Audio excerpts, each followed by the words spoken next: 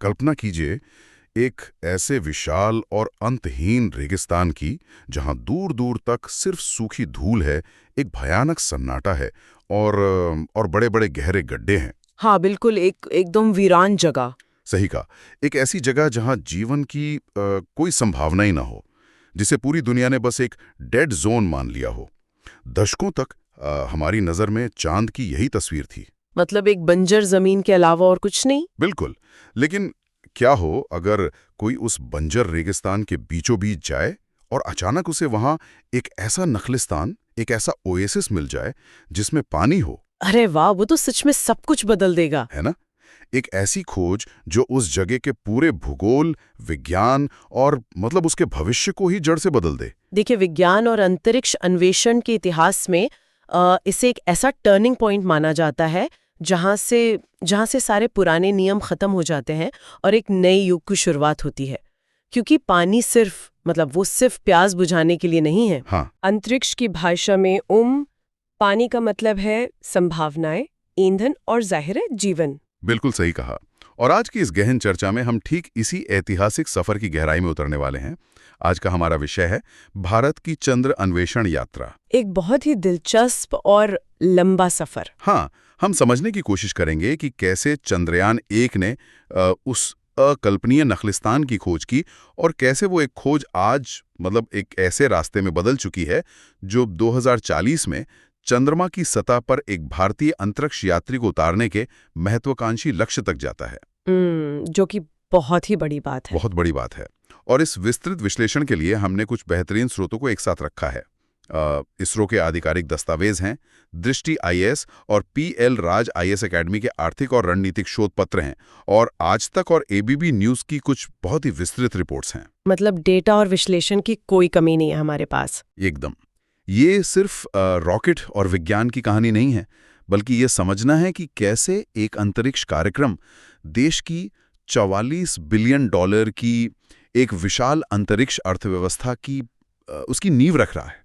तो ठीक है, आइए इसे विस्तार से समझते हैं। तो इस पूरी यात्रा की शुरुआत को समझे बिना हम भविष्य की इस अर्थव्यवस्था को नहीं समझ सकते। कहानी 22 अक्टूबर 2008 को चंद्रयान-1 के लॉन्च के साथ शुरू होती है।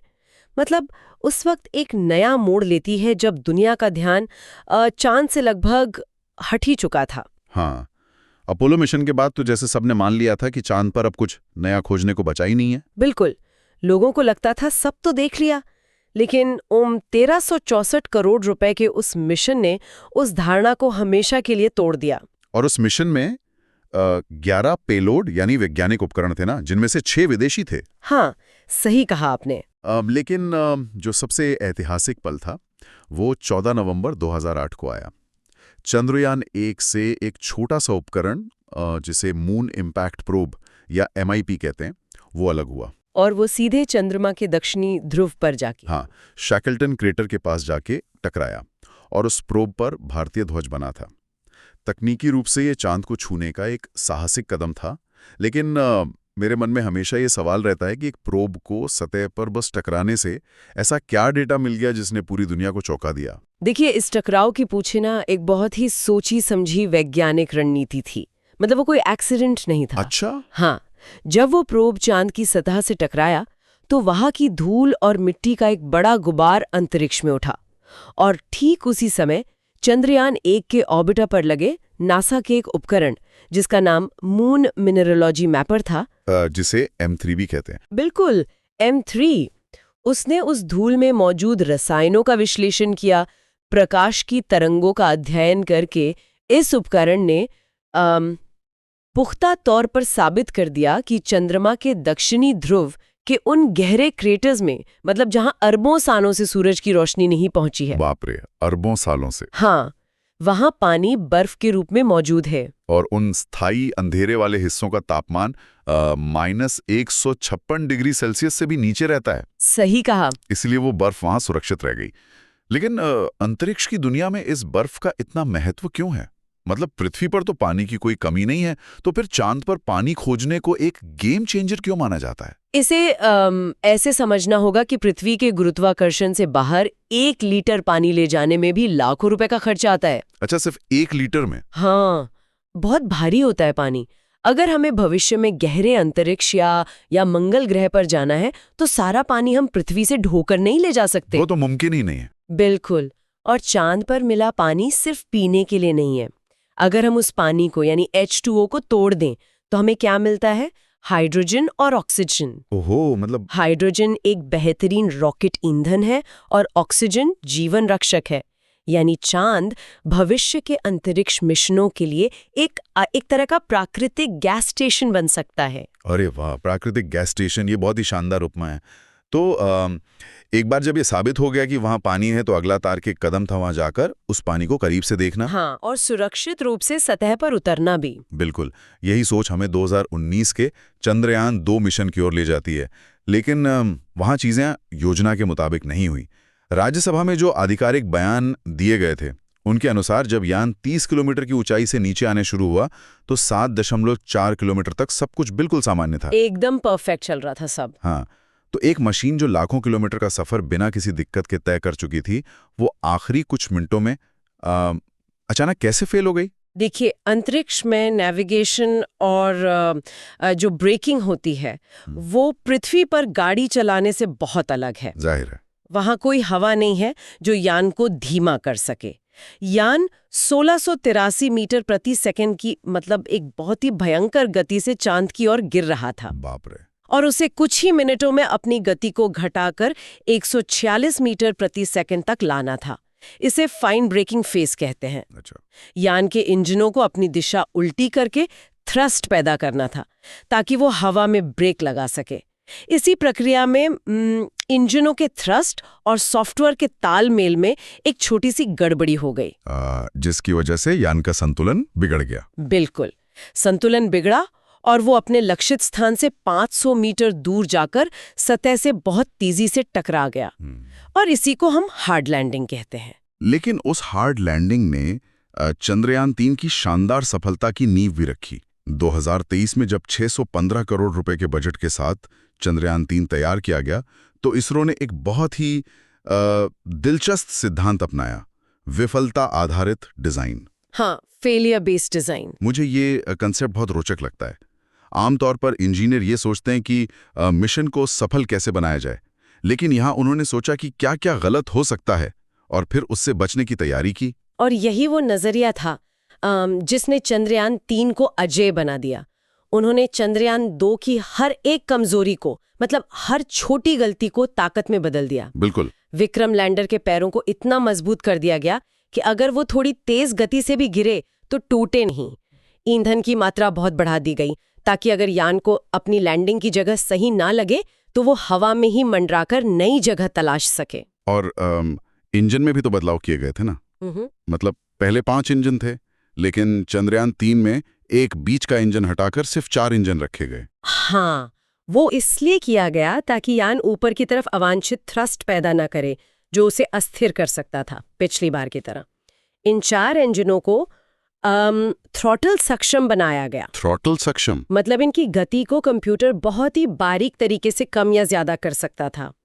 लेकिन जो सबसे बड़ा बदलाव था वो था LDV का जुड़ना, यानी लेजर डॉपलर वेलोसीमीटर। LDV, अगर इसके काम करने के तरीके को मैं एक उदाहरण से समझूं तो ये कुछ ऐसा है जैसे आप अपनी कार को आंखें बंद करके सिर्फ स्पीडोमीटर के भरोसे पार करने की कोशिश कर रहे हो, जो कि बहुत खतरनाक है। हाँ, बहुत खतरनाक है। तो LDV ने विक्रम लैंडर को एक तरह से आंखें दे दी। वो लगातार चांद की सतह पे लेजर मार रहा था ताकि उसे सटीक रूप से पता चल सके कि जमीन कितनी तेजी से उसके करीब आ रही है। बिल्कुल, ये तुलना उस तकनीक की जटिलता को बहुत अच्छे से स्पष्ट करती है।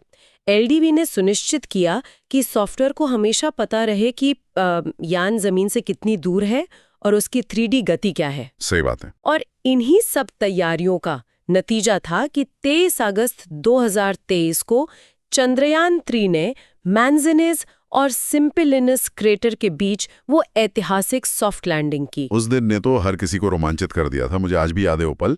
लेकिन इस लैंडिंग साइट को लेकर एक बड़ा सवाल है जिस पर अक्सर बहस होती है। हाँ, नियर साइड और फार साइड वाली बहस। बिल्कुल। हम दक्षिणी ध्रुव पर उतरे, जो कि पृथ्वी की तरफ वाले हिस्से में है, जिसे नियर साइड कहा जाता है। अगर चंद्रमा का दूर का हिस्सा, जिसे फार साइड कहते हैं, इतना ही अनछुआ और रहस्यों से भरा है, तो इसरो ने लैंडिंग के लिए उसी हिस्से को क्यों नहीं चुना?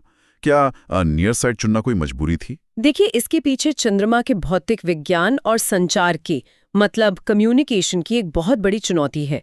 चंद्रमा का तुल्यकालिक घूर्णन या सिंक्रोनस रोटेशन की इसका मुख्य कारण है। चंद्रमा अपनी धुरी पर घूमने में ठीक उतना ही समय लेता है जितना वो पृथ्वी का एक चक्कर लगाने में लेता है। तो इसका मतलब ये हुआ कि ये किसी ऐसे डांसर की तरह है जो आपके चारों तरफ गोल गोल घूम रहा है, लेकिन उसने अपना चेहरा हमेशा आपकी ही तरफ रखा हुआ है। बिल्कुल सही। आप कभी उसकी पीठ नहीं देख पाते, इसीलिए हमें हमेशा चांद का सिर्फ 60% हिस्सा ही दिखाई देता है। हाँ, और इस तुल्यकालिक घूर्णन का सीधा असर संचार पर पड़ता है।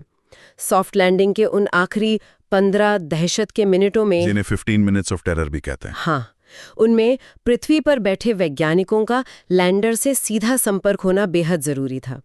अगर यान फार साइड पर उतरता तो बीच में चंद्रमा का पूरा शरीर आ जाता और रेडियो सिग्नल पृथ्वी तक पहुंच ही नहीं पाते। अच्छा, इसीलिए चीन ने भी? बिल्कुल। चीन ने जब चांगी 4 मिशन को फार साइड पर उतारा था तो उन्हें इसके लिए पहले चंद्रमा की कक्षा में एक रिले सैटेलाइट भेजना पड़ा था जो सिग्नल्स को पृथ्वी तक उछाल सके। वो एक अतिरिक्त जटिलता थी। हाँ, और इसरो का पहला लक्ष्य बिना किसी अतिरिक्त जोखिम के एक सुरक्षित लैंडिंग साबित करना था। इसीलिए डायरेक्ट लाइन ऑफ साइट वाले नियर साइट को चुना गया। ये बहुत स्पष्ट कर देता है कि मिशन की प्राथमिकताएं क्या थीं। तो खैर, लैंडिंग सफल हो गई, चारों तरफ जश्न का माहौल था, लेकिन असली काम तो उसके बाद शुरू हुआ। असल विज्ञान तो वहीं से शुरू हुआ। लैंडिंग के बाद के जो 14 दिन थे वो विज्ञान के नजरिए से अद्भुत थे। सतह पर विक्रम लैंडर और प्रज्ञान रोवर का काम करना ऐसा था जैसे हमने 3.8 लाख किलोमीटर दूर एक चलती फिरती अत्याधुनिक जियोलॉजी और वेदर लैब स्थापित कर दी हो। और इस मिशन में गए उपकरणों ने चांद की सतह के बारे में हमारी समझ को बहुत गहराई दी है।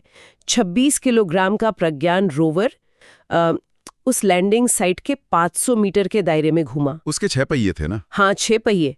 और उसका काम सतह पर सिर्फ निशान छोड़ना नहीं था, उसमें एपेक्स और लिब्स नाम के उपकरण थे। एपेक्स और लिब्स? ये उपकरण सतह की मिट्टी पर लेजर मारते हैं और फिर उससे निकलने वाली रोशनी का विश्लेषण करके ये पता लगाते हैं कि उस मिट्टी में कौन-कौन से रासायनिक तत्व मौजूद हैं। इस तरह उन्होंने वहां सल्फर और अन्य महत्वपूर्ण खनिजों की मौजूदगी की पुष्टि की। कमाल की तकनीक है। और विक्रम लैंडर भी चुपचाप एक जगह नहीं खड़ा था। ये मुझे बहुत दिलचस्प लगता है कि कैसे उसने चांद का बुखार और वहां के भूकंप नापे। हाँ, वो भी बहुत रोचक हिस्सा था। लैंडर में चास्ते नाम का एक पेलोड था जिसने एक प्रोब को चांद की मिट्टी के अंदर धंसाया और तापमान मापा। ऊपर सतह का तापमान लगभग 50 से 60 डिग्री सेल्सियस था, लेकिन मिट्टी के सिर्फ 8 सेंटीमीटर नीचे का तापमान -10 डिग्री सेल्सियस तक गिर गया। मतलब वो मिट्टी कितनी बेहतरीन इंसुलेटर है। वही तो, ये देखकर दुनिया भर के वैज्ञानिक हैरान थे। इसके अलावा इल्सा पेलोड ने चंद्रमा की सतह पर होने वाले कंपनों को महसूस किया। ये पहली बार था जब किसी उपकरण ने इतने करीब से चांद की भूकंपीय गतिविधियों को रिकॉर्ड किया था, जिसे मूनक्वेक कहते हैं। बिल्कुल। और जो रंभा एलपी उपकरण था उसने सतह के ठीक ऊपर मौजूद प्लाज्मा यानी जो चार्ज्ड कण होते हैं उनके घनत्व का अध्ययन किया। और वो प्रोपल्शन मॉड्यूल, हाँ, यहाँ तक कि जो प्रोपल्शन मॉड्यूल लैंडर को कक्षा तक लेकर गया था वो भी बेकार नहीं हुआ। उसमें शेप नाम का पेलोड है जो वहां से मतलब कक्षा में बैठकर हमारी पृथ्वी को निहार रहा है ताकि ये समझ सके कि जीवन वाले ग्रहों से रोशनी कैसे परावर्तित होती है। अच्छा, इससे क्या फायदा होगा? इससे भविष्य में दूसरे सोलर सिस्टम में जब हम पृथ्वी जैसे ग्रह खोजेंगे तो इस डेटा से बहुत मदद मिलेगी। तो इतने सारे प्रयोग और इतना सारा डेटा, लेकिन ये सब केवल 14 दिनों तक ही क्यों चला? विज्ञान के इतने महंगे उपकरणों को क्या ज्यादा लंबे समय तक चालू नहीं रखा जा सकता था? देखिए, ये चंद्रमा के कठोर पर्यावरण की मजबूरी है। हम्म। चंद्रमा पर एक दिन पृथ्वी के 14 दिनों के बराबर होता है। भयानक रूप से, मतलब -200 डिग्री सेल्सियस तक गिर जाता है। बाप रे, -200। हाँ, चूंकि प्रज्ञान और विक्रम पूरी तरह से सौर ऊर्जा से चलने वाले उपकरण हैं, सूरज की रोशनी के बिना उनकी बैटरी चार्ज नहीं हो सकती और इतने कम तापमान में इलेक्ट्रॉनिक सर्किट और बैटरियों का जमने और फटने का भी खतरा रहता है। इसीलिए मिशन को एक चंद्र दिवस के लिए ही डिजाइन किया गया था। समझ गए। वैज्ञानिक उपलब्धियों का यह सफर वाकई शानदार है, लेकिन अब हम स्रोतों के उस हिस्से की तरफ बढ़ते हैं जो विज्ञान से ज्यादा अर्थव्यवस्था के बारे में बात करता है। आज तक और दृष्टि आईएएस के जो आर्थिक विश्लेषण हैं, उनको देखने पर एक बहुत बड़ा बदलाव नजर आता है। एक बहुत बड़ा शिफ्ट। हाँ, ये पूरा अंतरिक्ष कार्यक्रम अब सिर्फ राष्ट्रीय गौरव या रिसर्च पेपर छापने तक सीमित नहीं है। ये एक विशाल आर्थिक इंजन बन चुका है। जो आंकड़े सामने आ रहे हैं वो मुझे 90 के दशक के इंटरनेट बूम या टेलीकॉम क्रांति की याद दिलाते हैं। अर्थव्यवस्था के ये आंकड़े वास्तव में चौंकाने वाले हैं। वर्तमान डेटा के अनुसार भारत की अंतरिक्ष अर्थव्यवस्था लगभग $8 बिलियन की है, जो वैश्विक बाजार का करीब 2% है। बिल्कुल। दुनिया का अंतरिक्ष बाजार बहुत तेजी से बढ़ रहा है और भारत सिर्फ दर्शक नहीं रहना चाहता। और जो प्रोजेक्शन 2033 के लिए रखा गया है वो है $44 बिलियन। हाँ, एक बहुत बड़ा उछाल। यानी वैश्विक हिस्सेदारी को सीधे 8% तक खींचना। इन रिपोर्ट्स में ये भी बताया गया है कि $44 बिलियन में से $33 बिलियन का बाजार तो घरेलू होगा और $11 बिलियन का सीधा निर्यात होगा। लेकिन ये सब अचानक कैसे हो रहा है? 2022 में अंतरिक्ष क्षेत्र में सिर्फ एक स्टार्टअप था और 2024 तक आते आते ये संख्या 200 को पार कर गई। ये कोई जादू तो नहीं है? जादू नहीं है। इसके पीछे सरकार द्वारा किए गए कुछ बहुत ही आक्रामक नीतिगत बदलाव हैं। इंडियन स्पेस पॉलिसी 2023 ने नियमों को पूरी तरह से पारदर्शी कर दिया। एक नई एजेंसी बनाई गई, इनस्पेस। ये एक सिंगल विंडो एजेंसी है जिसका काम ही ये है कि अगर कोई युवा इंजीनियर रॉकेट या सैटेलाइट बनाना चाहता है तो उसे सरकारी दफ्तरों के चुत्तर न काटने पड़े। वाह। इसके साथ ही न्यू स्पेस इंडिया लिमिटेड, जिसे NSIL कहते हैं, जो इसरो की वाणिज्यिक शाखा है, उसने 34 देशों के 381 उपग्रह लॉन्च करके $279 मिलियन की, मतलब एक बहुत बड़ी कमाई की है। ये मॉडल मुझे बुनियादी ढांचा परियोजनाओं जैसा लगता है। जैसे सरकार एक बड़ा हाईवे बना देती है और फिर निजी कंपनियां उस पर अपने ट्रक, बसें और लॉजिस्टिक्स का व्यापार चलाती हैं। यहाँ इसरो वो हाईवे बना रहा है। एकदम सटीक उदाहरण है। सरकार हर साल करीब $2 बिलियन का निवेश कर रही है। बुनियादी लॉन्च पैड, टेस्टिंग फैसिलिटी और जो परिपक्व हो चुकी तकनीक है, हाँ, वो इसरो निजी कंपनियों को दे रहा है। देखिए, इसरो का ये कदम आत्मनिर्भर भारत का एक बहुत ही व्यवहारिक रूप है। जब निजी कंपनियां छोटे सैटेलाइट लॉन्च करने और संचार उपग्रह बनाने का काम संभाल लेंगी तो इसरो अपना समय, पैसा और सबसे बेहतरीन दिमाग गहरे अंतरिक्ष के रहस्यों को सुलझाने में लगा सकेगा। मतलब इसरो का काम अब बस चलाना नहीं है, हाँ, बल्कि ये खोजना है कि नई सड़कें कहाँ बनाई जा सकती हैं। बिल्कुल। तो ये हाईवे और ये नई सड़कें हमें ले कहाँ जा रही हैं? चंद्रयान की सफलता, स्टार्टअप्स की बाढ़ और ये नई नीतियां, ये सब मिलकर भविष्य का क्या खाका खींच रहे हैं। यहीं पर 2040 का वो विजन सामने आता है जो इन सभी कड़ियों को आपस में जोड़ता है। हाँ, वो लॉन्ग टर्म विजन। आज हम 2026 में खड़े हैं, हाँ। तो यहाँ से 2040 तक का सफर कैसे तय होगा? देखिए, ये कोई सीधा छलांग लगाने वाला लक्ष्य नहीं है। ये बहुत ही व्यवस्थित और कदम दर कदम आगे बढ़ने वाली योजना है। इसी साल यानी 2026 में व्योम मित्र मिशन निर्धारित है। ये एक अमानव रहित उड़ान होगी। और व्योमित्र कोई आम पुतला नहीं है। ये एक एडवांस्ड ह्यूमनॉइड रोबोट है जिसे अंतरिक्ष में भेजा जा रहा है। पर इंसानों को भेजने से पहले रोबोट क्यों? क्या ये सिर्फ सिस्टम चेक करने के लिए? व्योम मित्र का मुख्य काम है क्रू मॉड्यूल के लाइफ सपोर्ट सिस्टम, यानी ऑक्सीजन, तापमान नियंत्रण और दबाव, इन सब की वास्तविक अंतरिक्ष में टेस्टिंग करना। अच्छा। वो रोबोट इंसानों की तरह व्यवहार करेगा और लगातार डेटा भेजेगा। ये सुनिश्चित करेगा कि जब 2027 में गगनयान मिशन के तहत भारत के पहले अंतरिक्ष यात्री पृथ्वी से 400 किलोमीटर ऊपर लो अर्थ ऑर्बिट में जाएं, तो उनके जीवन पर कोई खतरा ना हो और वे सुरक्षित वापस लौट सके। गगनयान तो एक बहुत बड़ा मतलब एक ऐतिहासिक मील का पत्थर होगा, लेकिन इसके बाद का जो लक्ष्य है वो और भी हैरान करने वाला है। 2035 तक भारत का अपना मॉड्यूलर स्पेस स्टेशन, जिसे भारत अंतरिक्ष स्टेशन नाम दिया गया है, स्थापित करने की योजना है, जो कि एक बहुत बड़ी छलांग होगी। हाँ, ये एक ऐसी प्रयोगशाला होगी जो माइक्रोग्रेविटी में लंबे समय तक प्रयोग करने की सुविधा देगी। और फिर इस पूरी श्रृंखला का जो शिखर आएगा 2040 में, जब किसी भारतीय अंतरिक्ष यात्री के कदम चंद्रमा की सतह पर पड़ेंगे। और देखिए, इन प्रमुख लक्ष्यों के समानांतर कई अन्य वैज्ञानिक मिशन भी चलते रहेंगे। चंद्रयान 4 की तैयारी चल रही है, जिससे सैंपल वापस लाए जाएंगे। बिल्कुल, जिसका काम चंद्रमा से मिट्टी के नमूने लेकर वापस पृथ्वी पर आना होगा। ध्रुवीय क्षेत्रों के गहरे रहस्यों को खंगालने के लिए जापान की एजेंसी जाक्सा के साथ मिलकर ल्यूपेक्स मिशन भेजा जाएगा। और सूर्य के लिए भी तो मिशन है। हाँ, सूर्य के अध्ययन के लिए आदित्य L1 और पृथ्वी के जलवायु परिवर्तन पर नजर रखने के लिए नासा और इसरो का संयुक्त मिशन निसार रडार, ये भी इस विशाल कार्यक्रम के बहुत महत्वपूर्ण हिस्से हैं। ये सब देखकर एक बात बहुत स्पष्ट हो जाती है, इसरो का कोई भी मिशन सिर्फ एक अकेली घटना नहीं है।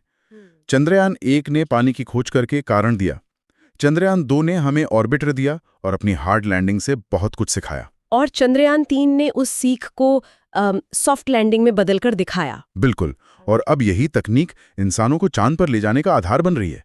हर मिशन अगले मिशन के लिए एक सीढ़ी बन रहा है। इस पूरी यात्रा से एक बड़ा परिप्रेक्ष्य, मतलब एक बिगर पिक्चर उभर कर आती है कि वैश्विक स्तर पर भारत की भूमिका कैसे बदल रही है।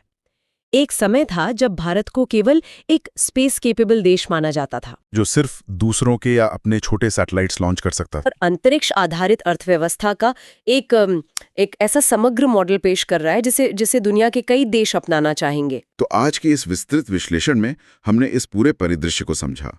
हमने देखा कि कैसे 2008 में उस बंजर माने जाने वाले चांद पर पानी का एक ऐसा नखलिस्तान खोजा गया जिसने दुनिया की सोच ही बदल दी। बिल्कुल। कैसे हार्ड लैंडिंग की हताशा को विफलता आधारित डिजाइन में बदलकर एक ऐतिहासिक सॉफ्ट लैंडिंग की गई और 14 दिनों तक चांद की सतह का बारीकी से अध्ययन किया गया। और सबसे महत्वपूर्ण, कैसे ये सारा विज्ञान अब स्टार्टअप्स और नई नीतियों के जरिए एक $44 बिलियन की एक निजी अंतरिक्ष अर्थव्यवस्था का रूप ले रहा है, जो हमें 2040 के उस मानव मिशन की ओर ले जा रहा है। विज्ञान का इतिहास ही यही है, एक खोज से जो रास्ते खुलते हैं वे हमेशा और अधिक जटिल और महत्वाकांक्षी सवालों की ओर ले जाते हैं। सही कहा। और इसी बात से जुड़ा एक आखिरी विचार मैं छोड़ना चाहूंगा। जी बताइए। जिस तरह से दुनिया भर की अंतरिक्ष एजेंसियां और अब भारत भी चंद्रमा पर मॉड्यूलर स्पेस स्टेशन और परमानेंट बेस बनाने की बात कर रहा है, जिसे एक $multi-billion की निजी अर्थव्यवस्था चला रही है, तो क्या ऐसा हो सकता है कि 21वीं सदी के अंत तक चंद्रमा सिर्फ वैज्ञानिकों की प्रयोगशाला ना रहकर ब्रह्मांड का सबसे बड़ा कमर्शियल रियल एस्टेट बन जाए? ये सोचने वाली बात है। या शायद मंगल ग्रह और उससे आगे जाने वाले रॉकेट्स के लिए एक ऑफशोर रिफ्यूलिंग स्टेशन? देखिए, इस संभावना से इनकार नहीं किया जा सकता। ये अंतरिक्ष अन्वेषण का अगला तार्किक और आर्थिक कदम होगा ही। इस बारे में जरूर सोचिएगा। जब भी रात के आसमान में चांद को देखा जाए तो वो सिर्फ एक चमकता हुआ पत्थर नहीं लगेगा, वो बंजर रेगिस्तान है जहां इंसानों ने पानी खोजा था और जो अब मानवता की अगली सबसे बड़ी छलांग, मतलब एक नई अर्थव्यवस्था का लॉन्च पैड बन चुका है। इस विस्तृत विश्लेषण में हमारे साथ गहराई तक जाने के लिए धन्यवाद। ब्रह्मांड की इन असीम संभावनाओं पर नजर बनाए रखें।